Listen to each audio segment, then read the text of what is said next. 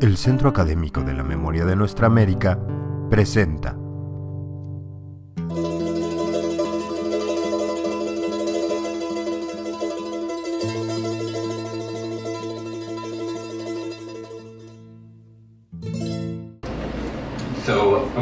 So first I'd like to thank the organizers for inviting Jeff and I to speak today. It's a real honor to be at this conference on such a significant issue and with colleagues who are doing such important political and intellectual work. And I include there both all the speakers of the conference, but also all the attendees of the conference who are participating in the conference. So thank you for everyone for being here and for welcoming me.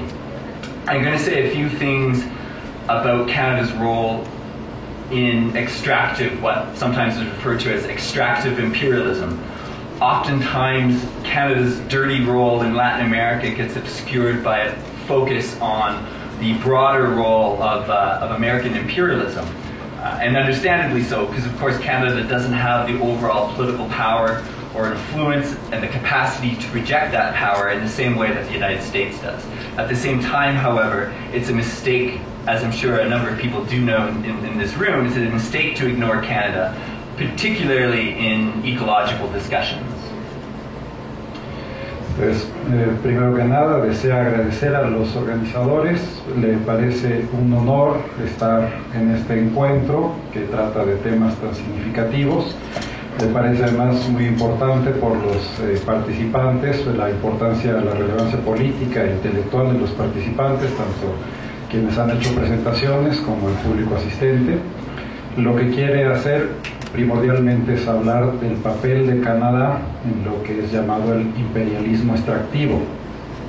Le parece de particular importancia el que Canadá normalmente no es tenido en cuenta, resulta oscurecido por la influencia de los Estados Unidos, y es cierto que no tiene ni el poder ni una influencia parecidas, pero le parece un error ignorar el papel de Canadá, sobre todo en lo que tiene que ver con cuestiones ecológicas.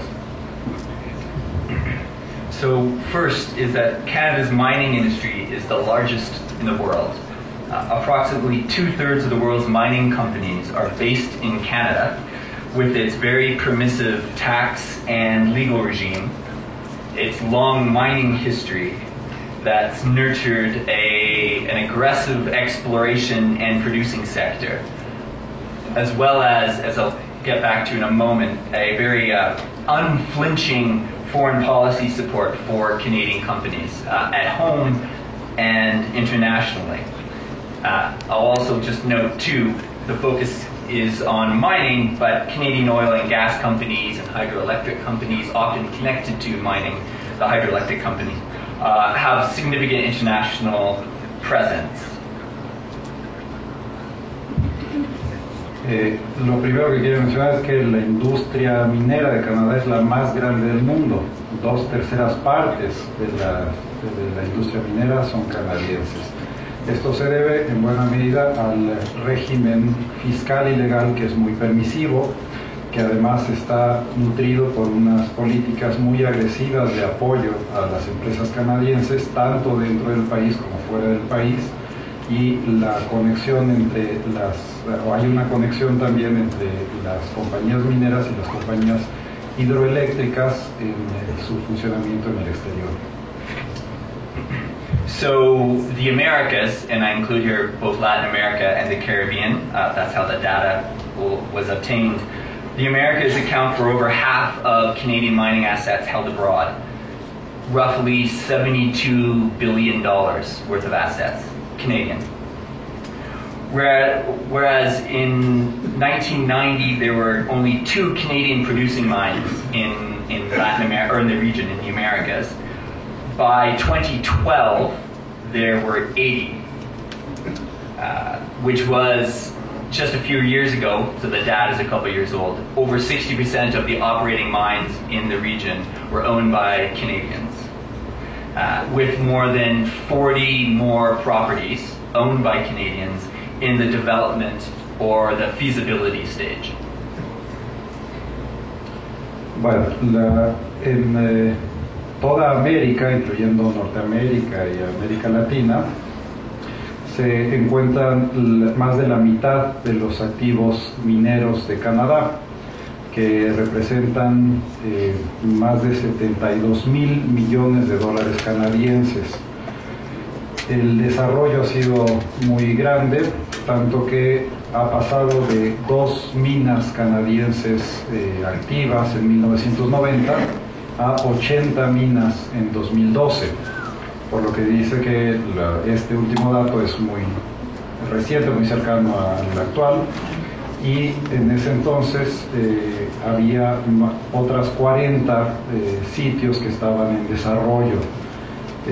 Esto representa más del 60% de las minas en América son canadienses, son de empresas canadienses.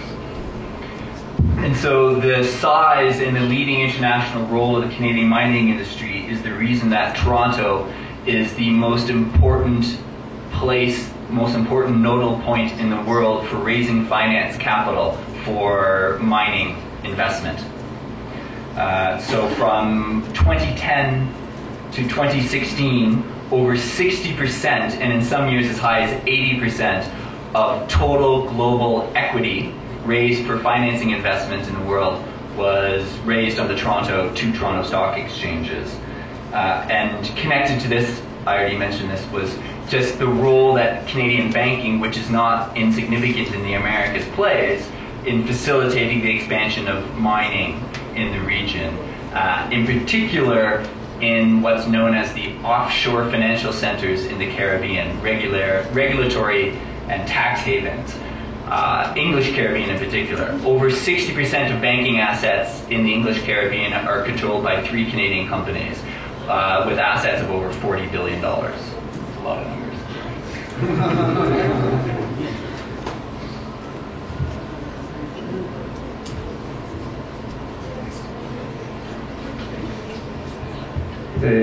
El tamaño y el papel de esta industria canadiense es lo que explica por qué Toronto es el punto nodal para el financiamiento para acumular el capital para empresas mineras. De 2010 a 2016, más del 60% y en algunos casos hasta el 80% de las acciones globales financieras totales fueron para la minería, fueron intercambiadas en el mercado de Toronto, en el mercado financiero de Toronto. También la banca canadiense, que es una banca muy importante, ha tenido un papel central para facilitar la inversión en minería, incluso a través de los centros financieros en el exterior, que ellos le llaman así a los paraísos fiscales y regulatorios en el Caribe. En este lugar se han recaudado más del 80% de los activos para la minería recientemente de manera global, y 3 compañías canadienses en particular son las que han participado en estos paraísos financieros, con más de 40,000 millones de dólares canadienses. And as a result of deregulation in the mining sector, the extractive sector in Latin America, Canadian mining companies, particularly before the economic slowdown in China, which was a leading driver of commodities, the commodities boom through the 2000s and into the 2010s, Canadian mining companies were earning very significant profits. So on average, before the slowdown in China, Canadian mining companies were earning a net profit in the region of roughly $20 billion a year. And the 3 biggest mining companies in the region, which are Canadian companies and are gold mining companies, Jeff and I did research on their annual reports. They were earning rates of profit over this period of over 40%, which, if people who study rates of profit know, that's extremely, extremely high. Domestically in Canada, over the same period, the rate of profit was roughly 12-13%.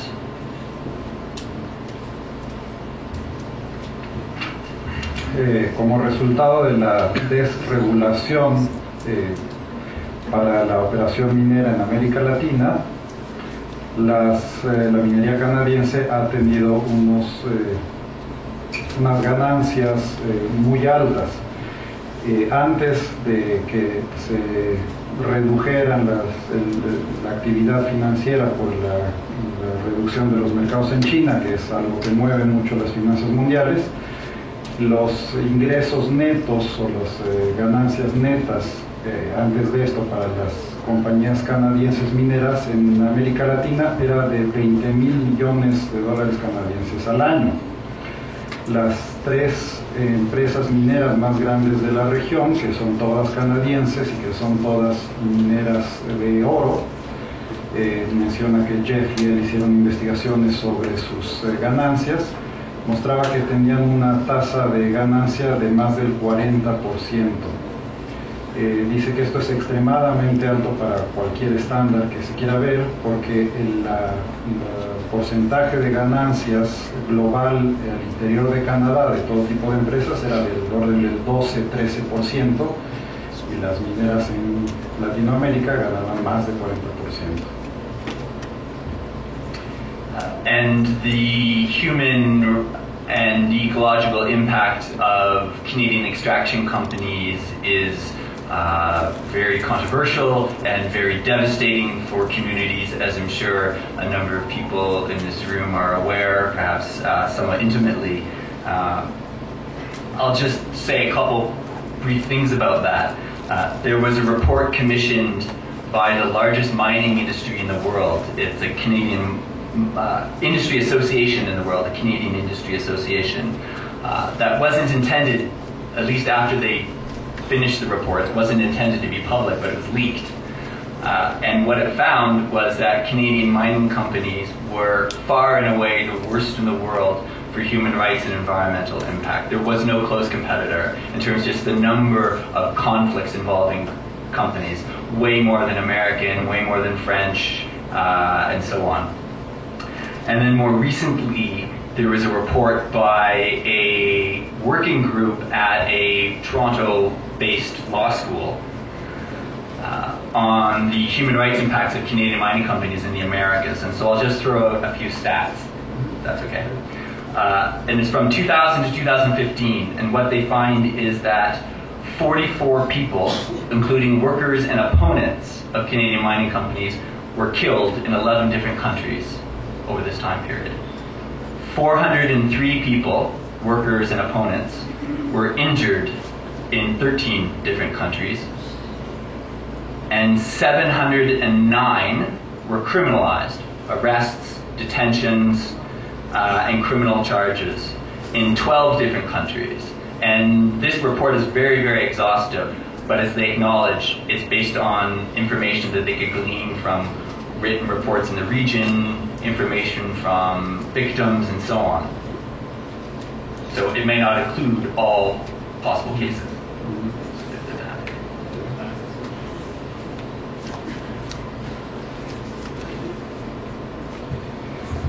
Y el impacto humano y ecológico de estas empresas canadienses no solo es muy controversial, sino es muy devastador, como imagina que muchas de las personas en esta habitación lo conocen bien.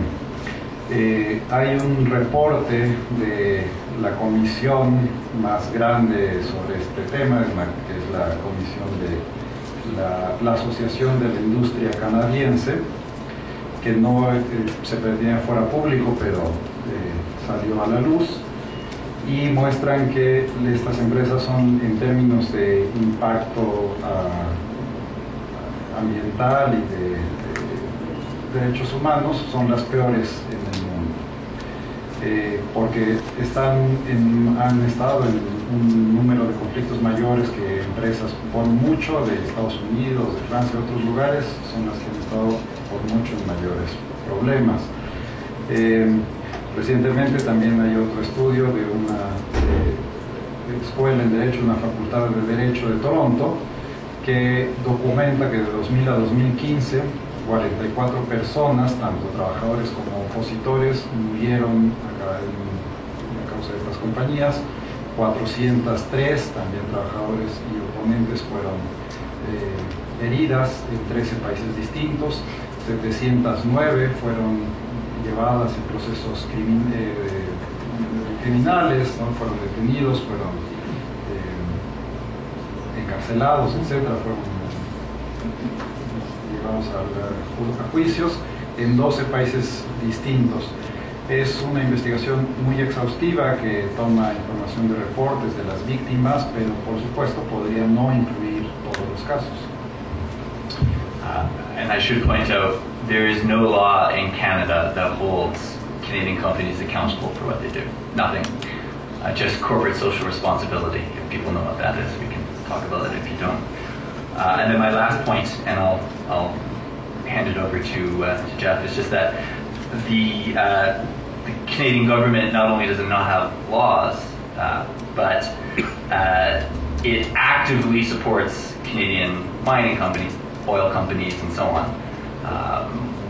One politician in Latin America has described Canadian mining companies as essentially PR firms, Canadian embassies as PR firms for Canadian mining companies. And they do this in a number of ways. I don't have time to go into it, but they're very close with mining companies, diplomatically, politically, socially. But it also means supporting local officials who support Canadian mining companies. It means actively opposing politicians and social movement actors who are opposing Canadian mining companies. The most extreme example of that is the Canadian support for post-coup regimes in Honduras just recently. In some ways as active in its support as the United States. The Canadian Aid Agency, official Canadian Aid Agency, pledged over $100 million over the last 2 decades to mining sector reform, which is to make sectors more neoliberal in the region.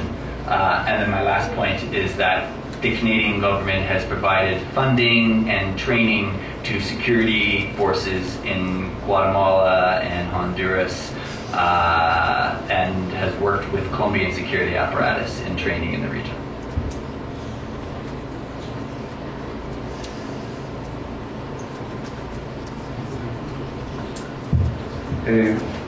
El gobierno canadiense no solo no cuenta con leyes que hagan que las empresas puedan hacerse responsables por este deterioro, este impacto ambiental o en derechos humanos, sino que apoyan activamente a las empresas mineras de petróleo o otro tipo de empresas. Incluso hay un político que llegó a decir que las embajadas canadienses son oficinas de relaciones públicas para las empresas canadienses. Y esto es muy cierto, ya que tienen vínculos muy cercanos de tipo diplomático, social o político con las empresas, que apoyan a los políticos locales que benefician a las empresas y se oponen a aquellos que se oponen a las empresas. Un ejemplo claro de todo esto es el apoyo de Canadá a los regímenes post-golpe de Estado en Honduras. También que la agencia de ayuda canadiense ha destinado más de $100 millones canadienses a las empresas para que operen de una manera más neoliberal. Y también el gobierno de Canadá ha apoyado a los sistemas de policía, militares en Guatemala, Honduras o represivos, ¿no?, de Colombia.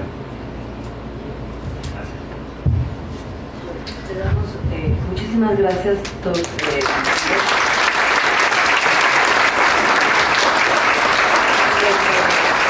Le damos la palabra a Jeffrey R. Weber, Randolph, Rudolph, Roger. Bueno, gracias. Buenas tardes a todos y todas. Estoy muy contento estar aquí con ustedes para hablar sobre este tema de imperialismo canadiense, un tema poco entendido ni en Canadá ni tampoco en América Latina. Entonces, muchísimas gracias por la invitación y por el duro trabajo de los y las organizadores de este encuentro. Es un privilegio estar aquí. La preocupación analítica fundamental de nuestro libro, el libro de Todd y yo, que se llama la sangre de la extracción, imperialismo canadiense en América Latina, la preocupación fundamental es situar el Estado canadiense dentro del sistema mundial del imperialismo capitalista con el fin de entender la relación de Canadá con América Latina. Por lo tanto, creo que en términos teóricos es importante empezar con claridad conceptual, en particular con respecto a la relación entre el capitalismo y el imperialismo. Una característica clave del capitalismo es su carácter autoexpansivo, su compulsión a envolver el mundo. Hay una necesidad sistémica inherente de constante expansión de mercados de exploración inagotable por nueva materia prima para procesos industriales y de nuevas fuentes de barata y disciplinada mano de obra. Estas necesidades a menudo requieren que capitalistas de países dominantes se muevan más allá de sus fronteras nacionales. Además, estas tendencias constantes se intensifican en momentos de crisis, momentos de disminución de la rentabilidad y momentos de sobreacumulación. Para resolver la crisis, capital es conducido a menudo a buscar soluciones geográficas a través de la expansión en nuevas partes del mundo. Así, nuestro argumento destaca tanto la relación histórica entre el capitalismo y el imperialismo y el hecho de que el imperialismo es una característica sistémica del capitalismo, que el capitalismo inevitablemente reproduce procesos imperialistas. No es pues un problema de decisiones malas de política exterior de gobiernos particulares en estados potentes, sino un rasgo necesario de estos estados, mientras que funcionan para reproducir el capitalismo a la escala internacional.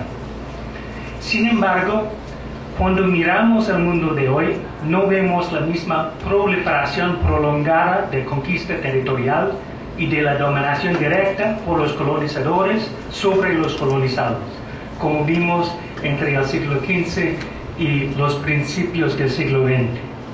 Después de la Segunda Guerra Mundial, hubo un gran proceso de descolonización, como antiguos imperios europeos implosionaron y movimientos de liberación nacional se expandió a lo largo de gran parte del mundo anteriormente colonizado.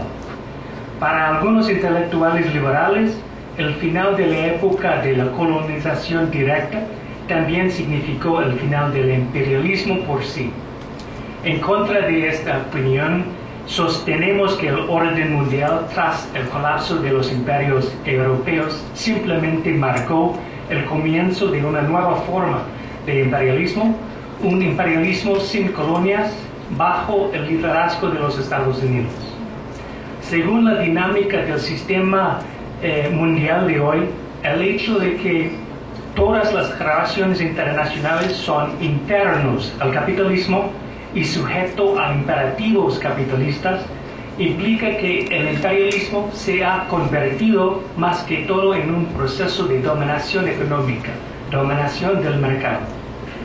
La época posguerra entonces es un sistema jerárquico de orden global de estados, con los Estados Unidos en la parte superior, es cierto, pero con poderes imperiales secundarios importantes que persiguen sus propios objetivos independientes dentro del sistema mundial.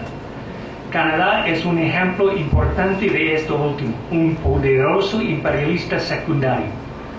En el sistema mundial capitalista, a partir de mediados del siglo XX hasta el presente, los imperativos del mercado global, manipulados por los estados dominantes, disciplinan a los estados más débiles de tal manera que cumplen con su papel subordinado en relaciones internacionales, económicas y diplomáticas.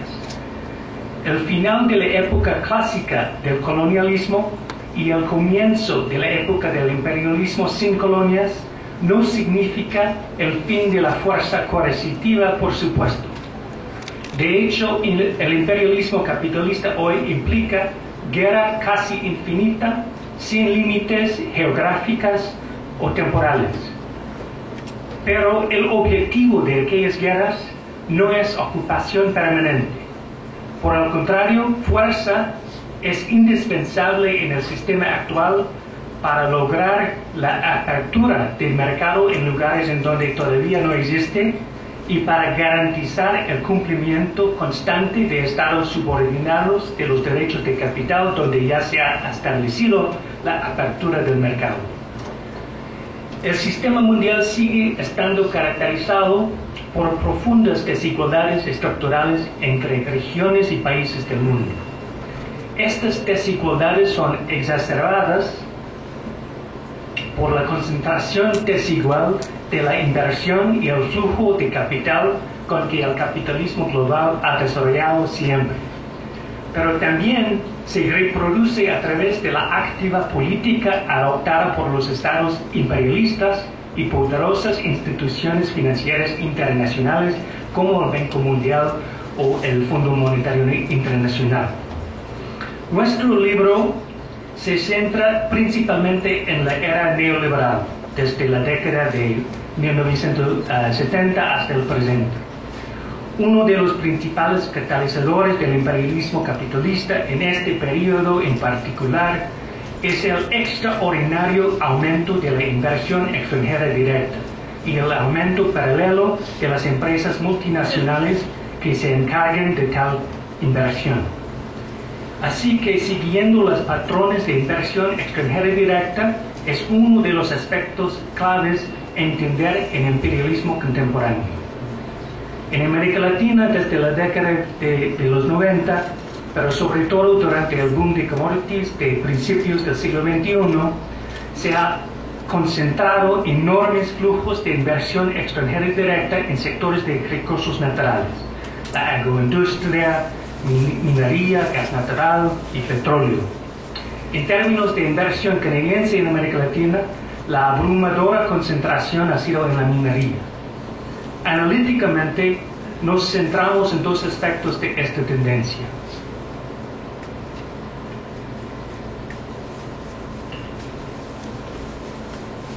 El primer argumento es que el imperialismo es, entre otras cosas, un fenómeno ecológico. Por un lado, el imperialismo está conformado por regímenes ecológicos. Las propiedades biofísicas que ocurren naturalmente en algunas regiones y lugares del mundo, la presencia de minerales, gas, petróleo, etc., atraen capital imperial a estas áreas. Por otra parte, una vez que capital imperial se inmiscuye en estas áreas, se transforman los preexistentes ecosistemas locales. A su vez, estas transformaciones ecológicas tienen implicaciones sociológicas y ayudan a explicar el enorme aumento de la resistencia socioecológica a la presencia de capital minera canadiense en América Latina en el contexto contemporáneo. El segundo argumento es que la defensa ideológica de la presencia de capital canadiense en América Latina, según lo expresado por los representantes de los gobiernos de Canadá, las embajadas canadienses en la región y las empresas canadienses, tiende a ser intrínsecamente racista en la naturaleza. A menudo es el caso de que la inversión minera canadiense desplaza comunidades indígenas que viven en o cerca de territorios ricos en minerales económicamente valiosos. El discurso de compañías canadienses y gobiernos canadienses, liberales y conservadores, en tales casos trata esta tierra como vacía y improductiva. En esta visión del mundo, es la responsabilidad de los inversionistas canadienses para transformar esta tierra en una fuente de comercio y ganancias. Los anteriores habitantes indígenas de la tierra, en virtud de su insuficiencia para responder racionalmente a las métricas del mercado, son tratados como irracional y necesitados de ayuda paternalista.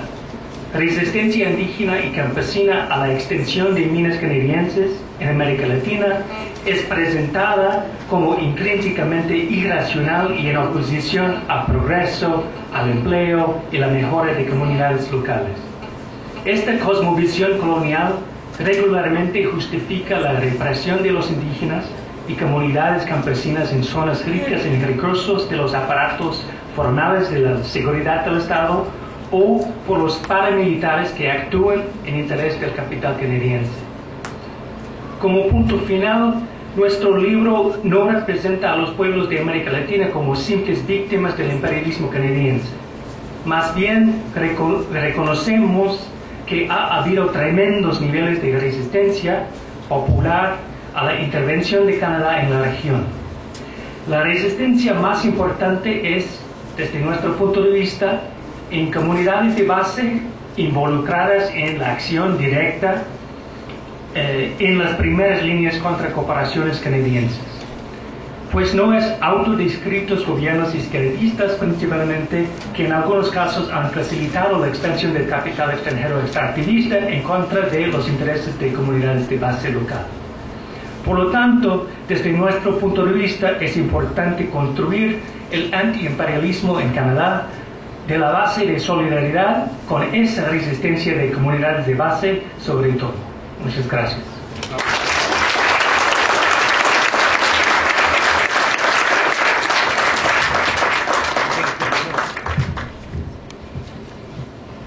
María.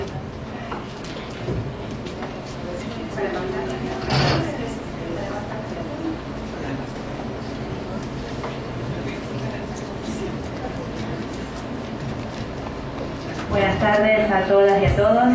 Agradezco a los organizadores por la invitación y por el cálido recibimiento que nos están dando durante nuestra día aquí en la Ciudad de México. Yo vengo a compartir con ustedes un análisis procurando brindar elementos para hacer un balance de 20 años de megaminería en Argentina. El primer proyecto de minería a gran escala en Argentina se puso en funcionamiento en el año 1997 en la provincia de Catamarca.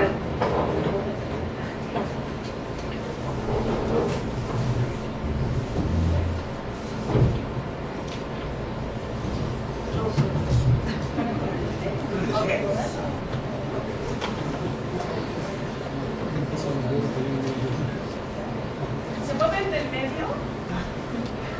Hacia arriba, hacia atrás.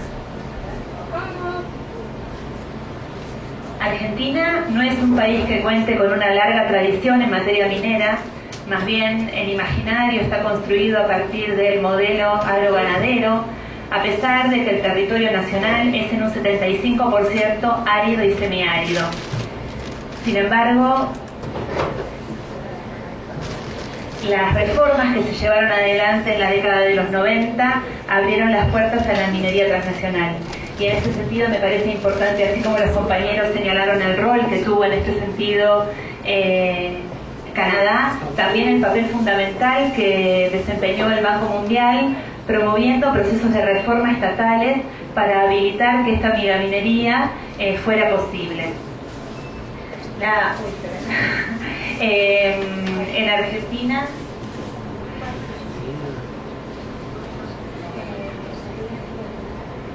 disculpas. En Argentina la megaminería se transformó en una política de Estado que tuvo continuidad desde la década de los 90 en adelante. Los sucesivos gobiernos después del menemismo dieron continuidad a esta política minera y la primera década del presente siglo es cuando se registra un volumen y un crecimiento de proyectos y de exploraciones que avanzan a un ritmo vertiginoso. En la filmina podemos observar el crecimiento desde el año 2002 al 2011 Ese crecimiento del 664% se expresa en volumen de metros perforados. Y los proyectos, que hacia el 2002 eran 18, al finalizar la década van a superar los 600. Esta es información oficial, no es información de los movimientos, y como veremos en la que sigue, el principal objetivo de la megaminería en Argentina es el oro, la minería aurífera. En general son empresas de bandera canadiense, aunque también cada vez más tienen presencia los capitales chinos.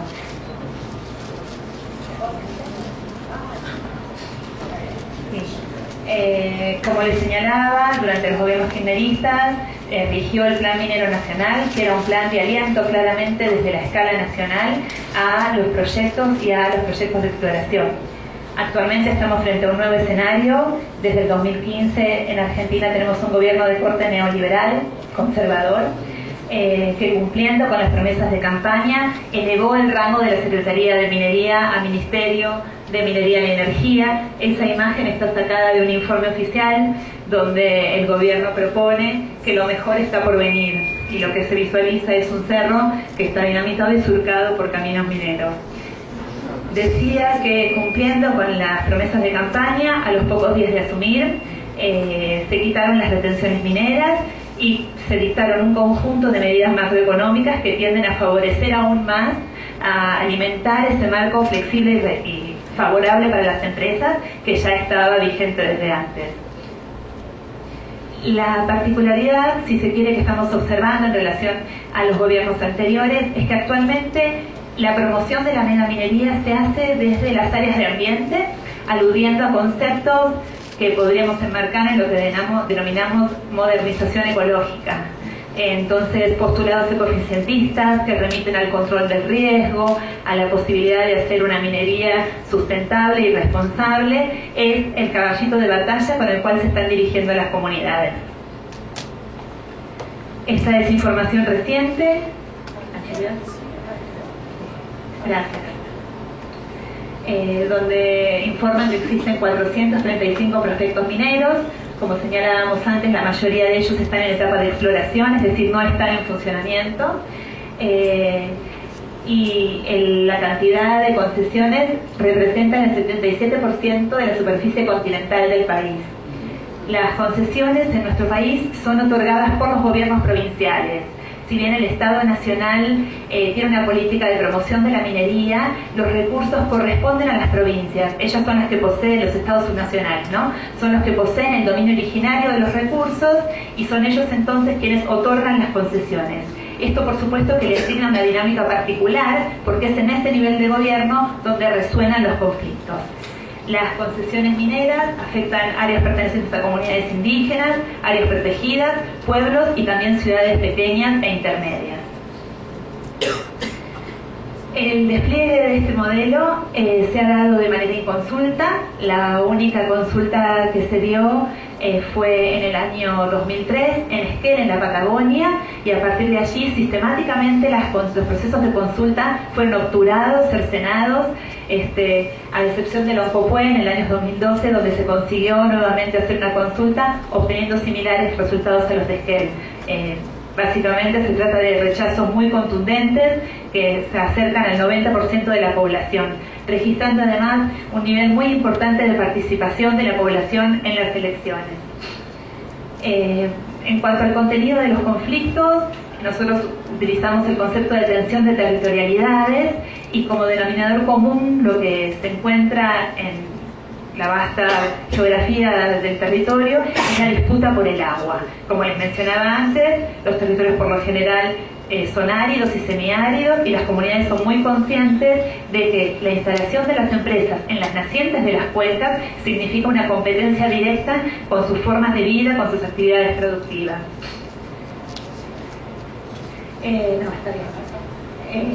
Una breve caracterización de los movimientos tiene que ver con por un lado, que en Argentina no han sido los actores tradicionales quienes han llevado adelante las movilizaciones, sino que un poco tomando como legado las formas organizativas que surgieron en el marco de la crisis del 2001, una crisis sistemática, una crisis que además de económica fue también social, en la cual se cuestionaron severamente las formas tradicionales de hacer política, surgieron las asambleas barriales.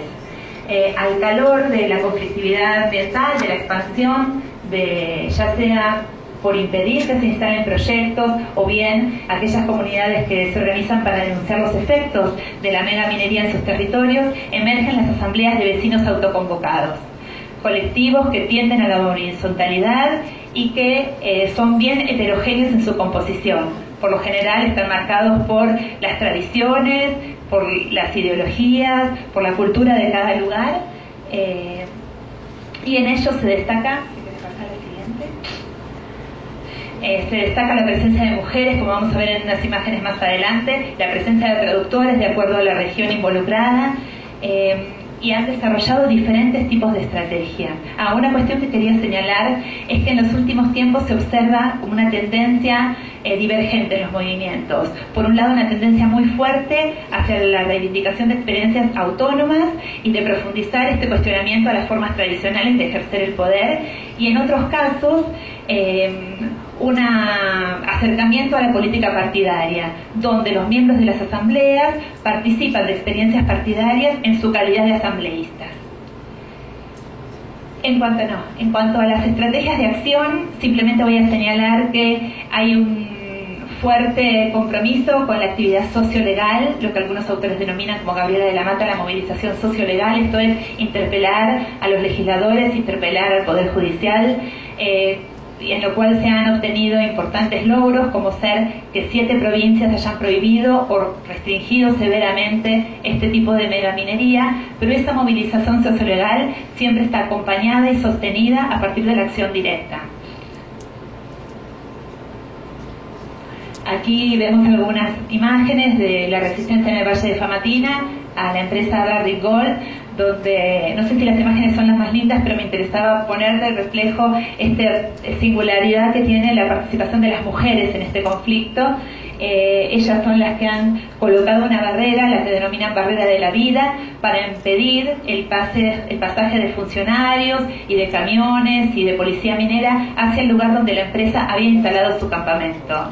Sostenían con turnos rotativos, este es un corte de ruta en altura, esta medida de resistencia, y a la vez, luego de haber logrado una ordenanza a nivel municipal, empezaron a controlar el pase de camiones, no solo para el propio campamento que pretendía instalarse, sino de camiones que llevaban insumos a otras provincias mineras.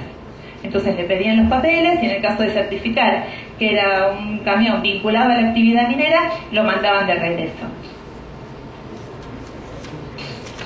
Existe en esta relación que estamos conversando de ciudad-campo una distancia física real y simbólica también. La visibilidad de los conflictos muchas veces permanece circunscrita a la escala subnacional. Entonces, algunas estrategias que se dan en los movimientos son procurar escalar y llegar a Buenos Aires para poder de esa manera visibilizar su conflicto, en general con bastante dificultad, pero se ha logrado, por ejemplo, una ley nacional, una ley de presupuestos mínimos que inhibe la realización de minería en el ambiente glaciar y periglaciar. Por supuesto que la implementación de esta ley está siendo dificultada a nivel provincial, pero la ley existe y sirve para detener determinados proyectos. Por último, yo quería presentarles algunos episodios recientes que se suscitaron en provincias que podemos denominar forman parte del núcleo duro del modelo minero. Esto es, provincias donde sus gobernadores y sus élites trabajaron fuertemente por impulsar el modelo minero, y provincias que cuentan con proyectos en explotación. Una de ellas es el proyecto Veladero, ubicado en la provincia de San Juan. En provincia que se ve erigido como el modelo, la provincia modelo del modelo, ¿no? A partir de abrazar conceptos como gobernabilidad ambiental, de ser una gestión eficiente que brindaba información, que a su vez lo acompañaba por ejercicios de censura y represión a las voces disidentes. Una cuestión que caracteriza a estas provincias del núcleo duro del modelo minero es que cuentan con una matriz económica poco diversificada, donde el empleo público es muy importante. En esas provincias, entonces, parte de la represión a los movimientos tiene que ver con la amenaza a los puestos de trabajo o planes sociales. En términos estadísticos, son provincias que cuentan con un número muy importante de empleados públicos, entonces la amenaza a quedarse sin trabajo y la poca diversidad de otras actividades productivas, la participación en las asambleas juega como una variable para mantener a la población contenida. Hay analistas como William Sacher que trabajan la idea de un ilegal Estado. San Juan se ajusta perfectamente a esta definición por la imbricación que se dio entre poder público y privado para sostener esta formación extractivista. Esto supone una degradación jurídica de las instituciones democráticas y de los derechos de los ciudadanos. Pero hubo un episodio en el año 2015 de un derrame de altísima magnitud, todavía está en discusión la cifra, la Barrick Gold habló de 15.000, 25.000 litros, pero luego terminó admitiendo que el derrame había sido de más de 1 millón de litros de una solución cianurada. El derrame, los asambleístas venían denunciando derrames, pero este derrame fue tan grande que no lo pudieron ocultar. Desde allí se abrió como una ventana en los medios de comunicación y sabemos actualmente de derrames en el año 2016 y de 2017. Estos episodios ponen severamente en crisis este concepto de minería sustentable, en el cual San Juan venía siendo un modelo. Y en una provincia donde la resistencia aparecía estar en latencia, estamos frente a un nuevo ciclo de movilización. Además, evidenció en un Estado que tenía un fuerte compromiso con la minería la falta de voluntad política por llevar adelante el control de estos derrames y luego también la falta de capacidad técnica. El otro caso que me parece interesante, como un caso donde el modelo minero parecía estar consolidado, es en la provincia de Catamarca, puntualmente en la ciudad de Andalgalá, que es la ciudad próxima al proyecto de minera de Lumbrera. Y aquí algo en relación a lo que estuvimos conversando, ¿no? La minería también tiene un sesgo urbano y no solo afecta a sus áreas de influencia más próximas rurales, sino que las ciudades próximas se transforman en centros de servicio que empiezan a estar regidas por la lógica del extractivismo. En el caso de Andalgalá, es la primera ciudad de estas características que decreta una ordenanza prohibiendo el tema de la minería, prohibiendo la exploración de uranio y de otros minerales metalíferos. Y esto es significativo porque ordenanzas hubo muchas, pero esta es la primera que se da en una ciudad que está estrechamente vinculada. Andalgalá inclusive tiene parte de su territorio concesionado. Otra victoria de los vecinos de Andalgalá fue el hecho de haber apelado a diversas escalas de la justicia y la Corte Suprema de Justicia obligó al Tribunal Superior de la provincia a que diera lugar a un amparo presentado por los vecinos en el cual se suspendía un proyecto que ya estaba por entrar en funcionamiento, que es el proyecto de Agua Rica, que es 3 veces más grande que el proyecto de Minera de la Lumbrera. En síntesis, me parece que estos dos casos, tanto el de las movilizaciones en San Juan por los derrames como las que se sucedieron en Catamarca, pusieron en evidencia el carácter dinámico de estos conflictos socioambientales y también ponen de manifiesto que la lucha por la vida y por las formas de vida de los territorios tienen vitalidad y son de largo aliento. Muchas gracias.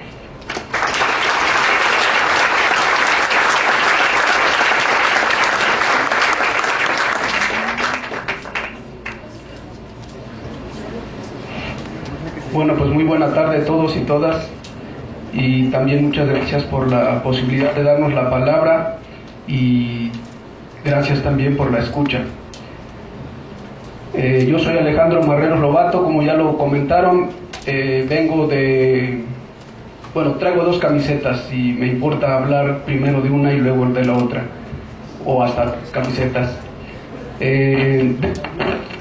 Y comunidades en defensa de la tierra, el agua y la vida, Acolwa, y también del municipio de Iztacamacitlán, en la Sierra Norte del estado de Puebla, y también del Centro de Estudios para el Desarrollo Rural, Es una organización de la sociedad civil que tiene más de 35 años de trabajo allá en la Sierra. Sobre todo pues es una organización que tiene como vocación la educación rural campesina. Y bueno, pues yo voy a dar testimonio de un trabajo pues digamos de lucha, de resistencia contra un proyecto minero en el municipio de Iztacamacitlán. Tengo muy claro que no es un gran referente en términos, digamos, de los proyectos grandes mineros que hay en este país, ¿no? Por sus implicaciones sociales, ambientales, pues digamos, de esos proyectos que ya se han desarrollado, pero pienso que en nuestro caso puede tener una, digamos, una particularidad que puede ser interesante. Quiero hablar de 4 ideas, o serían 4 ideas las que estarían presentes en mi plática. Una que tiene que ver con, les decía, pues, el compartir con ustedes un trabajo de investigación que hicimos sobre la evaluación de impacto en derechos humanos de un proceso de exploración minera que hay ahí en el municipio de Iztacamacitlán. Por otro lado, otra idea pues que estaría ahí presentes es esta idea de los despojos múltiples que algunos autores, académicas han estado hablando, como Mina Navarro, que está aquí con nosotros, Claudia Composto, Armando Bartra, bueno, por lo menos de los que yo he estado leyendo, y que me parece que es una idea fuerza que sería bueno recuperar en este espacio. También quiero hablar de la idea, o estaría presente la idea de la negación de la vida campesina e indígena por este sistema social que tenemos, y finalmente cómo pensar y vivir la resistencia. Bueno, entonces a ver si puedo con esta modernidad, porque bueno, el rectángulo rojo, a ver si lo alcanzan a mirar allá atrás, es la región donde nosotros estamos, que es la región de la Sierra Norte de Puebla. Bueno, todo eso gris, seguramente muchos ya lo conocen, son las concesiones mineras que hay en nuestro país. Eso es la Sierra Norte de Puebla. Pues digamos, estamos socorridos, como ya lo dijo Silvia hace un rato, pues por las concesiones mineras y la industria extractiva. O sea, no, de eso no somos excluidos, estamos muy bien considerados, ¿no? Pero también la Sierra Norte tiene una historia de lucha. O sea, en esta idea que hablaba Jeffrey, ¿sí?, de no hablar solo de la dominación del capital, sino también que frente a la dominación pues hay procesos de resistencia. Y insisto, pues entonces la Sierra Norte pues tiene allí toda una presencia toda una historia de lucha, de resistencia, ¿no? Creo que, digamos, de lo que más podríamos conocer como a nivel nacional en México es la lucha del 5 de mayo que se hizo, pues digamos, en esa parte del país. También es importante hablar como parte de este proceso de la presencia de muchas organizaciones que hay en la Sierra Norte de Puebla, ¿no? Y eso, digamos, también hace diferencia con otras partes del país y puede explicar los procesos de resistencia que hay en la Sierra Norte.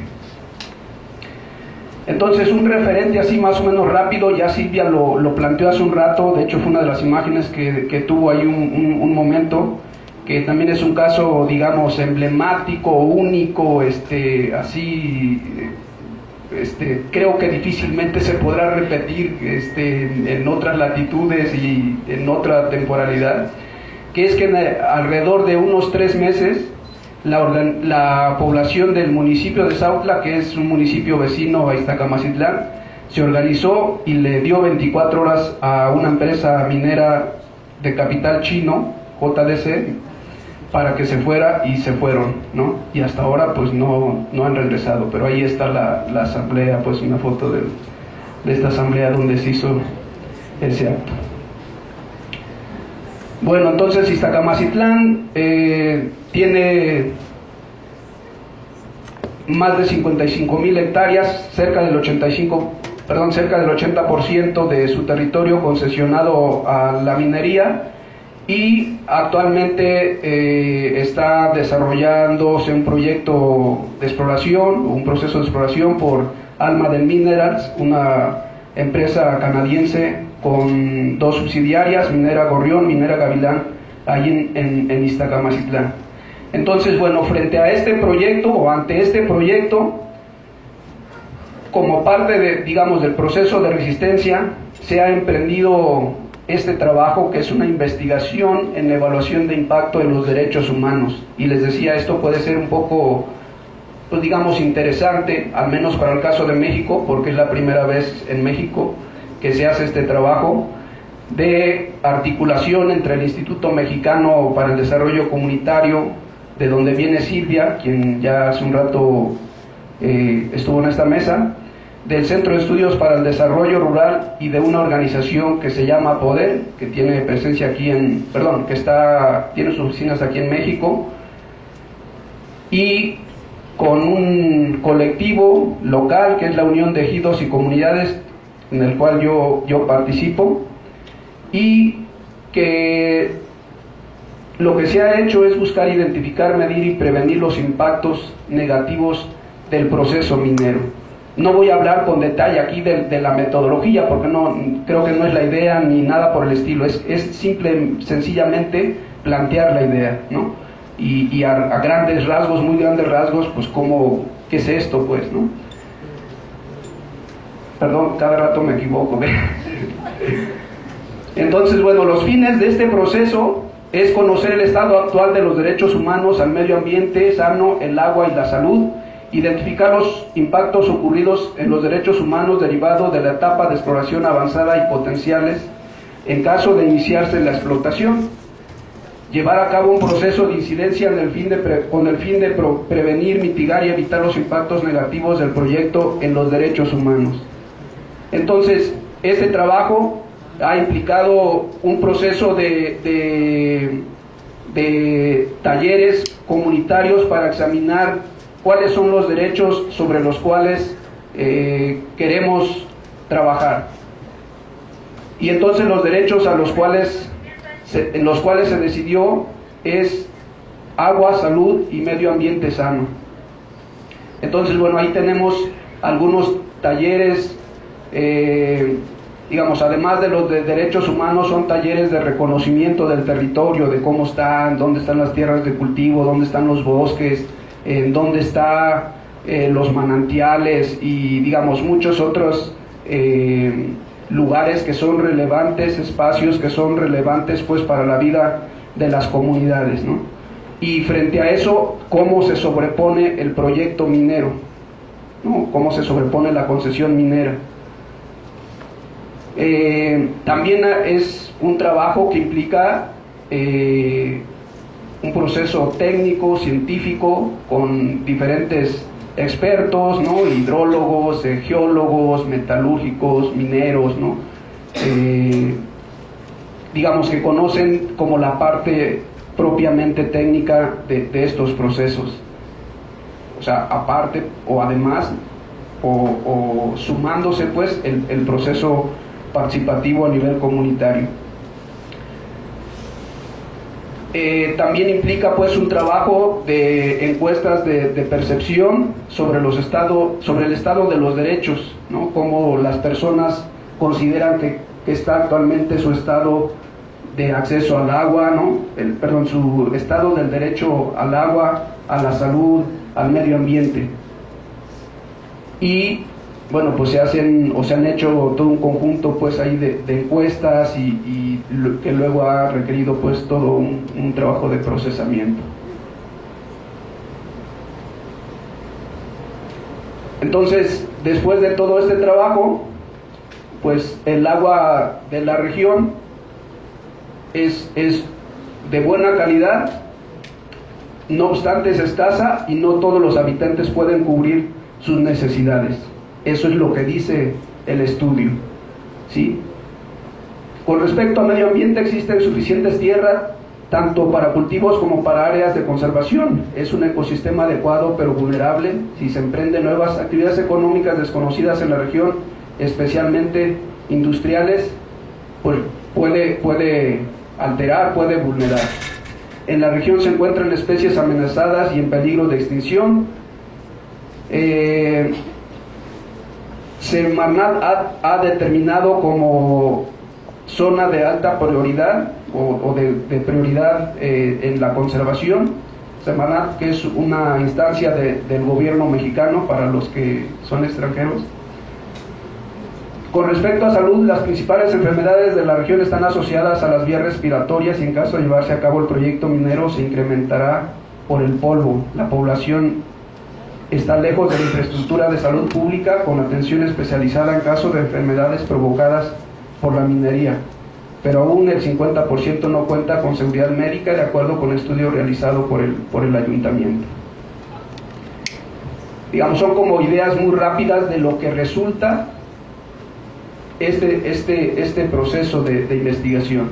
Y entonces, en resumen, es que la investigación ha permitido demostrar que el estado actual del derecho al medio ambiente está garantizado, que el agua es de buena calidad pero escasa y que el derecho a la salud está parcialmente garantizado, pero podría verse gravemente afectado debido a una infraestructura de salud pública inadecuada para atender enfermedades derivadas de la actividad minera. Alma de Minerals ya ha incurrido en una serie de violaciones a los derechos al medio ambiente sano, al agua y a la salud durante el proceso de exploración. Que Alma de Minerals está relacionado con empresas, despachos que violan los derechos humanos.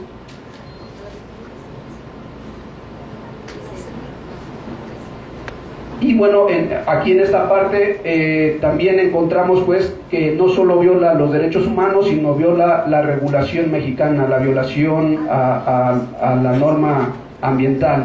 O sea, por ejemplo, encontramos que empezaron a explorar un año antes de que les permitiera la Semarnat. La Semarnat les determinó, digamos, 200 barrenos y la empresa hizo 400.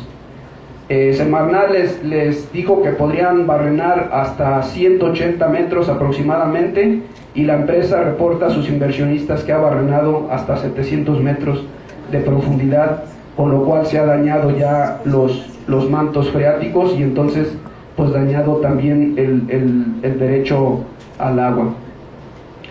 Y pues una de las cosas que también hacemos a partir de este trabajo es devolver los resultados con la población, incidir en la población, incidir también en el gobierno municipal, decirle lo que está pasando, ¿no? Y bueno, pues ya tendrán idea qué es lo que nos contesta. También, después de concluir con este trabajo de investigación, pues se ha llevado este informe a estas dependencias del gobierno mexicano para decirles que cumplan con la garantía de velar, proteger, garantizar pues los derechos humanos, ¿no? La Comisión Nacional de Derechos Humanos, la Semarnat, la Profepa, Economía, Conagua, la Dirección de Minas, la Embajada de Canadá. Y esto es lo que hay. La población ignorada, la población ninguneada, despreciados, negados, ¿no? Y como dice Butler, o sea, nos damos cuenta de cómo la vida campesina indígena, dice pues son vidas que no valen la pena vivirse, ¿no? Que son vidas que no merecen ser lloradas. Y ya lo decía ahí Jeffrey y el otro compañero de Canadá, ¿no? Entonces, pues ¿qué queda frente a esto, ¿no? ¿Cuáles son las opciones pues cuando el Estado patriarcal ha fallado? Porque muchas de las comunidades tienen todavía esa idea de que no, pues viendo al gobierno municipal, el gobierno estatal, nacional, pues nos va a resolver los problemas y pues nos damos de topes contra la pared, como se dice, ¿no? Entonces, frente a esto, ¿cómo pensar la resistencia? ¿Quiénes deben ser los actores, los sujetos de la resistencia? ¿Solo las comunidades campesinas indígenas? Y entonces nos lleva a pensar que la resistencia no es solo contra el proyecto minero, nos lleva a darnos cuenta que tenemos que resistir contra los despojos múltiples a los cuales, digamos, nos evidencia el proyecto minero, ¿no? Un despojo del pasado, como dice Bartra, del presente y del futuro, ¿no? Y entonces por eso nos damos cuenta que tenemos que preguntarnos, bueno, ¿quiénes somos nosotros? ¿De dónde venimos? ¿Cuáles son nuestros conocimientos, saberes, principios y valores que nos han permitido estar aquí? ¿Y cómo podemos continuar, ¿no? ¿Cuál es la historia de lucha de nuestros ancestros? Porque seguramente no somos los primeros que nos estamos enfrentando a esto. Ellos ya se enfrentaron y cómo lo han hecho y cómo pueden, qué podemos aprender pues de esas luchas de nuestros antepasados, ¿no? Y entonces, digamos, en esta última parte la idea no es solo para nosotros, digamos, allá en la Sierra Norte, sino es una idea que puede ser que nos quede a todos, ¿no? Que hay que defender la vida, que debemos de vivir como desafío, o sea, desafiando lo que hay, como dice Santiago Petit, ¿no? Porque el sistema nos obliga, estamos como automatizados a reproducir lo que hay, ¿no? Y entonces es una de las primeras subversiones que nos toca hacer a todos, porque tenemos que preguntarnos cómo desde aquí, desde la ciudad, podemos defender la vida, ¿no? ¿Cómo podemos poner el cuerpo desde aquí? Y entonces tenemos que encarnar la crítica, como dice Marina Garcés, ¿no? ¿Cómo la encarnamos? ¿Cómo no nos ponemos a hablar aquí solamente de categorizaciones, de tematizaciones, de hablar de las categorías y no solo pensar, o no solo ponernos aquí desde el razonamiento, ¿no? Desde la mente, sino ¿cómo podemos dejarnos afectar por esto que está pasando? ¿Cómo me afecta a mí el despojo? ¿Cómo lo vivo yo? ¿Cómo me afecta a mí, digamos, esta amenaza a la vida, ¿no? Y entonces es situarnos desde acá, o sea, también desde el sentimiento, no solo desde la razón, ¿no? Y es cuando dice Marina, es que hay que poner el cuerpo. Pero poner el cuerpo no es que nos pongamos a ir a los mítines y como nosotros que estamos allá, vean ustedes esa imagen, perdón. Ahí le tapamos el paso a la minera. Ahí es una propiedad privada y la minera estaba pasando y dijimos, pues ya no más, ¿no? Pero no solo es eso, no es solo esa la manera de poner el cuerpo. Tenemos que preguntarnos todos cómo ponemos el cuerpo, ¿no? Tal vez disminuyendo nuestro consumo, tal vez preguntándonos cuánta sangre representan los celulares que tenemos, las tabletas que tenemos, todo lo que usamos, no solo sangre, sudor, sufrimiento, padecimiento de las personas por las que están detrás de todo eso que usamos nosotros, ¿no? Entonces, ¿quién? ¿Cómo poner el cuerpo, no? Y entonces otra vez, como dice Marina Garcés, es que debemos de hacer lo común, y lo común, de veras, es la defensa de la vida, ¿no? Eso es lo común. Eso es lo que nos puede hacer común, porque hace un rato ya decía, no, pues es que nos cuesta ponernos de acuerdo y tal, ¿no? Pero a mí me parece que la amenaza es grave y debemos pensar cómo podemos hacer la resistencia en la vida cotidiana, ¿no? Todos los días, no pensar en los grandes mítines y tal esto, ¿no? Sino todos los días, desde que me levanto, ¿cómo puedo resistir, no?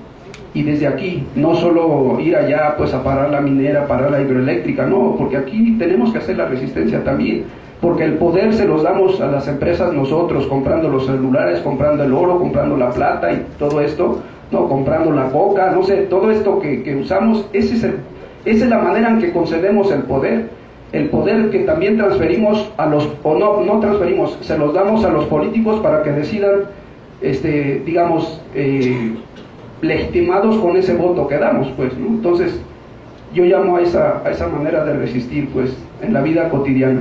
Muchas gracias.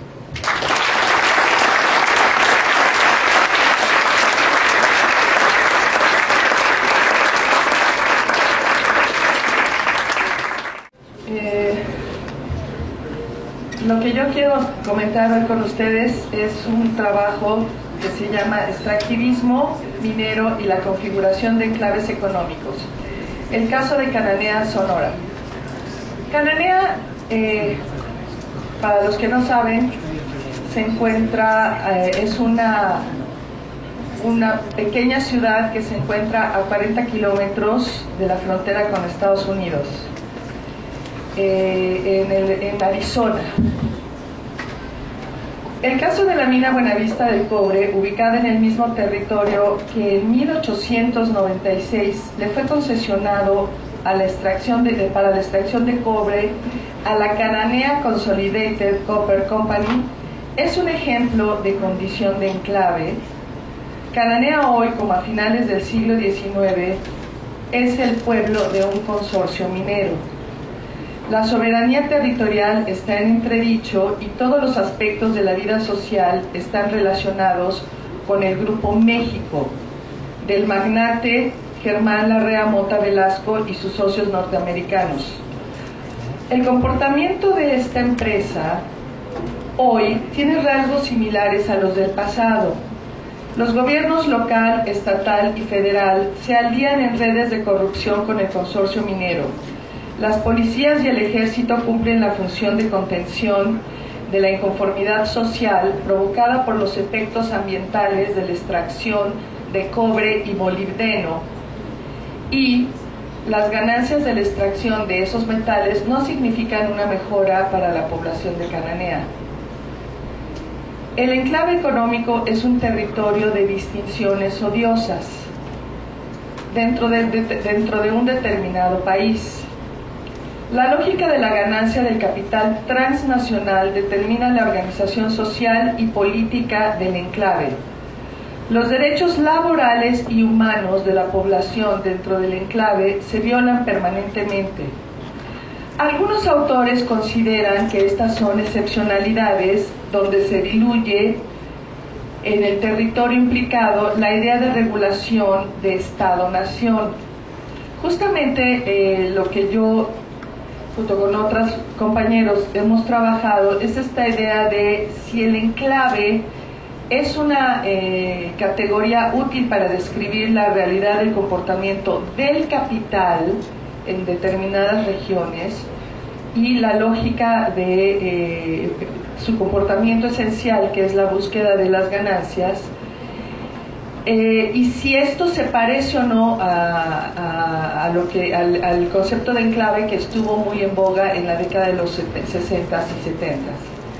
Mi perspectiva es que la definición de enclave hoy no se vincula con la regulación o no regulación del aparato estatal, sino con la simbiosis entre el capital transnacional y los aparatos estatales que definen políticas públicas de promoción de la inversión extranjera para integrar a un territorio determinado a un circuito internacional en donde el territorio despojado en general es únicamente un vientre prestado para gestar mercancías que solo se realizan en el mercado internacional. Es decir, el cobre, por ejemplo, en Cananea, o la multiplicidad de minas de oro en México, en Argentina,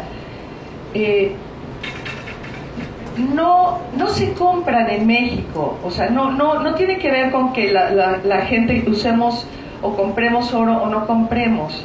Son mercancías que se realizan en otro lugar, y aunque nosotros dejemos de usar oro y plata, que está bien no hacerlo, eso no resuelve el problema. El problema es en dónde se realizan realmente esos grandes volúmenes de mercancías, en este caso cobre, oro, plata o tántalo para los celulares. Pero entonces el problema está en el consumo de nosotros, o el problema está en el comportamiento de las empresas, que no son cualquier tipo de empresas. Esto es importante entenderlo, porque entonces la propuesta que demos de qué hacer, cómo participar o cómo frenar estas condiciones nos tendrá más o menos sentido si entendemos que el problema está en nuestro consumo únicamente hoy. Este es un tema de debate, pues lo pongo sobre la mesa, o es un tema del consumo. De verdad que aunque yo o todos dejásemos de usar todo lo que tenga que ver con cobre en nuestras vidas, no vamos a tocar en nada a Germán Larrea y al Grupo México, porque él realiza las mercancías en el mercado mundial. Es el Grupo México, que es propietaria de Cananea, es ahora la segunda productora de cobre más importante del planeta. Son volúmenes increíbles. Ahora aparecerá el dato. En un arco histórico de poco más de 100 años podemos ver características comunes en Cananea, Sonora. El Estado liberal porfirista de finales del siglo XIX y el neoliberal PRI-PAN de los últimos 30 años arroparon al capital minero transnacional en todos los ámbitos posibles. Sus políticas han estado en función de la operación de los emprendimientos mineros. Hayan sido propiedad del famoso Coronel Green, que fue el dueño, el que compró las tierras, se las concesionaron hace más de 100 años, o de la Anaconda, que fue la siguiente propietaria durante casi 30 años, o hoy propiedad de Germán Larrea. ¿Cuáles son las continuidades y las diferencias en el enclave? La infraestructura de comunicaciones, transporte de mercancías, seguridad, servicios sociales generalmente muy malos, están en función de la extracción del mineral y su transporte a los centros de distribución. Es decir, el concepto de enclave que nos lleva a entender esta idea de que una comunidad, un pueblo, no solo el territorio, sino los que ahí dentro viven, están en sus vidas, sus condiciones de trabajo, lo que se alimentan, sus derechos o no derechos, todo dependen de la empresa. En este sentido es interesante, o a mí me pareció interesante traer el concepto porque si bien a principios del siglo, un poquito antes de la revolución, eran los mineros y sus familias quienes dependían de las decisiones tanto del Coronel Green, del gobernador del estado de ese momento, y sus condiciones laborales estaban determinadas por las mayores o menores condiciones de organización de los sindicatos, que en esa época había una fuerte influencia de los sindicatos anarquistas y socialistas, y peleaban y hablaban de que debían ganar lo mismo, pues los mexicanos, no lo mismo, ni siquiera pedían lo mismo, pero los trabajadores, los obreros mexicanos debían ganar no los 5 pesos, no los 3 pesos que ganaban, sino 5 pesos, a diferencia de los trabajadores norteamericanos que ganaban $5. Y bueno, había todo un ambiente político, cultural, de lucha, que además trascendía la frontera. Esto es interesante recuperarlo porque hoy encontramos nuevamente que son los mineros y sus familias, no solo en Cananea, sino tantito más, los 40 kilómetros que faltan para la frontera, en la población siguiente, ya en Arizona, los que hoy están haciendo las denuncias en contra de el desastre ambiental que está generando Cananea y su empresa hermana en Arizona, que se llama ASARCO. Es decir, hay una continuidad histórica en los vínculos. En este caso no son comunidades originarias, no son pueblos indígenas, sino son comunidades del norte semi-urbanizadas, pero los vínculos sociales se dan a través de la organización sindical, que esto es un elemento que encontramos poco en la lucha contra la minería, o sea, las mineras. Entonces, por eso a mí me pareció que Cananea era interesante encontrar estas formas que se dan, y que la frontera, en ningún lado se ve más claramente la artificialidad de la frontera que en este pequeño espacio entre Cananea y Arizona, porque los vínculos se permanecen después de más de 100 años, estos vínculos, aunque se expresan de otra manera. Bueno, voy a plantear, en el trabajo yo hago algunas, me quedan 5 minutos, hago algunas analogías en el comportamiento de Mr. Green en 1896 y el comportamiento de Germán Larrea. Mr. Green, por ejemplo, al contador de su empresa, en 1903, lo hizo presidente municipal. ¿Así? Es el pueblo de una empresa. Cuando los mineros hicieron, en 1906, hicieron la huelga por aumento salarial, levantó el teléfono Mr. Green y habló directamente con el gobernador, Izábal, y le dijo, ayúdame a parar esto. Y entonces el gobernador habla con Porfirio Díaz y le mandaron en ese momento 1000 y pico de efectivos para apagar la protesta. La huelga fue brutalmente reprimida. Posteriormente la iconografía mexicana la elevó a precursora de la revolución, pero fue una huelga derrotada. Esa es otra discusión. El asunto, ¿cuál es acá? Hoy en día, Germán Larrea adquiere de regalo la mina, el territorio pues, de la mina de Cananea por $475 millones en 1990. Y ese yacimiento estaba evaluado en $2.000 millones. Es decir, un regalo, fue una subvaluación.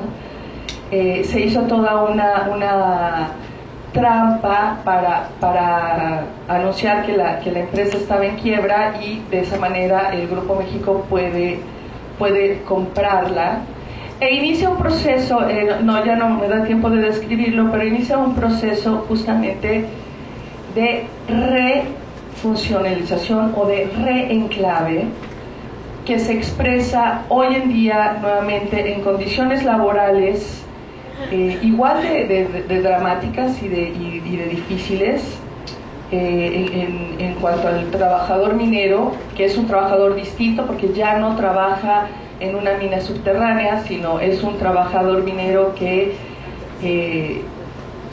requiere otras habilidades, pero igualmente se trabajan 12 horas, la jornada laboral es de 12 horas.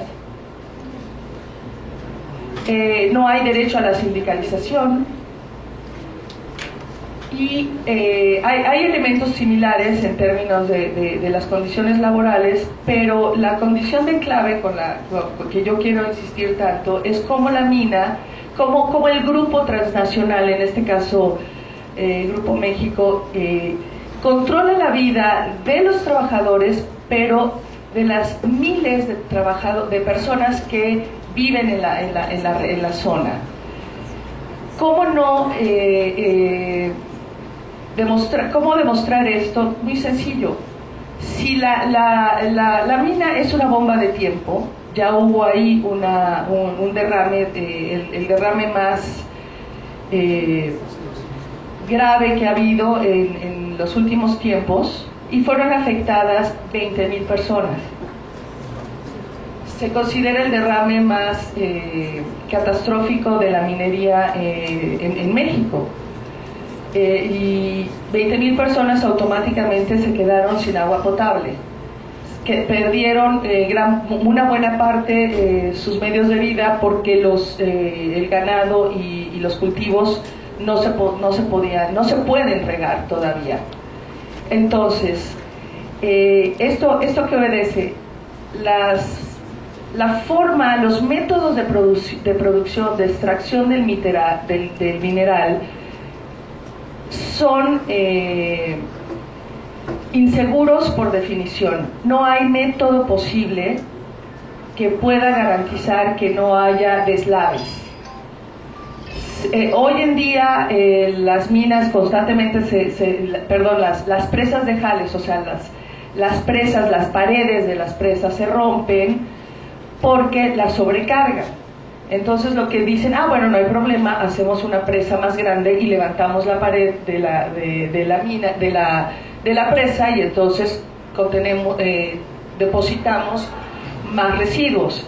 Esto está probado. Aquí tengo los datos de un estudio que determinó que hay una proyección de que va a haber accidentes en las presas de jales de todas las minas a un ritmo de un mínimo de 1 mensual a lo largo de los próximos 10 años. Entonces, el planteamiento en relación con el enclave es: los métodos de producción para la extracción del mineral ponen en peligro permanentemente las condiciones de vida de la gente. Hasta ahí. Gracias.